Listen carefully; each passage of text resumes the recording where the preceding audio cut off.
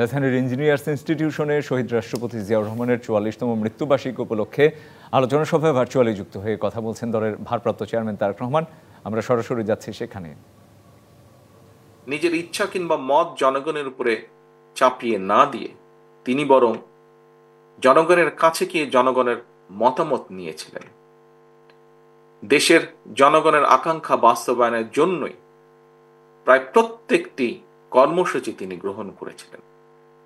এ কারণে শহীদ জিয়ার নেওয়া খাল খনন, গণশিক্ষা কিংবা বৃক্ষরোপণের মতন প্রতিটি গণমুখী উদ্যোগকে জনগণ তাদের নিজেদের কর্মসূচি হিসেবে গ্রহণ করেছিল।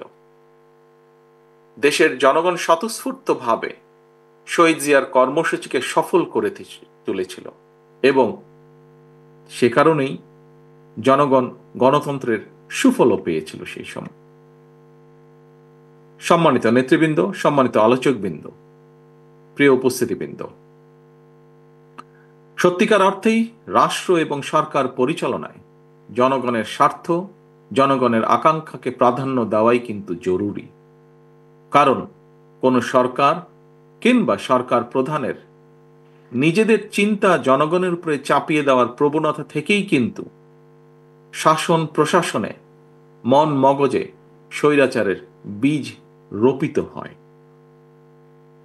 রাষ্ট্র এবং সরকারে যাতে স্বৈরাচারের কবলে না পড়ে, এ কারণেই রাষ্ট্রে জনগণের মালিকানা প্রতিষ্ঠা করা অত্যন্ত জরুরি। জনগণের ভোটে জনগণের কাছে জবাবদিহিমূলক সরকার প্রতিষ্ঠার মাধ্যমে একমাত্র রাষ্ট্র এবং সরকারকে জনগণের কাছে দায়বদ্ধ করা যায়। সম্মানিত সভাপতি, শাইনি চুলে এখন হবে সব হেয়ারস্টাইল। সিল্কোর দ্বিগুণ শাইনি চুল প্রতিদিন। হাজারো শহীদের রক্তস্নাত বাংলাদেশে দীর্ঘ ১.৫ দশকের ফ্যাসিবাদী শাসনের পতন হয়েছে। একটি অন্তর্বর্তীকালীন সরকার দেশ পরিচালনা করছে বর্তমানে। গণ অভ্যুত্থানের পর বিশেষ পরিস্থিতিতে দায়িত্ব নেওয়া এই সরকার হয়তো বৈধ, তবে এই সরকার কোনোভাবেই কিন্তু জবাবদিহিমূলক নয় এবং জনগণের কাছে এই সরকারের জবাবদিহি করার কোনো সুযোগও নেই। দেশের বর্তমান অন্তর্বর্তীকালীন সরকার 10 মাসেও জাতীয় নির্বাচনের সুস্পষ্ট তারিখ ঘোষণা করেনি। ফলে রাষ্ট্র এবং রাজনীতিতে এক ধরনের অনিশ্চয়তা সৃষ্টি হয়েছে এবং এই অনিশ্চয়তা সৃষ্টি হওয়ার কারণেই আমরা যদি খেয়াল করি, দেশে অর্থনৈতিক কর্মকাণ্ড বলা যায় প্রায় স্থবির হয়ে পড়েছে। জনগণের ভোটে নির্দিষ্ট মেয়াদের একটি স্থিতিশীল সরকার না থাকায় দেশে কাঙ্ক্ষিত বিনিয়োগও হচ্ছে না।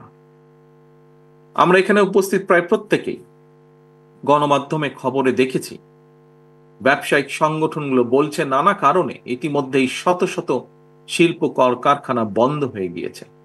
আরো অনেক কলকারখানা বন্ধ হওয়ার উপক্রম হয়ে পড়ছে।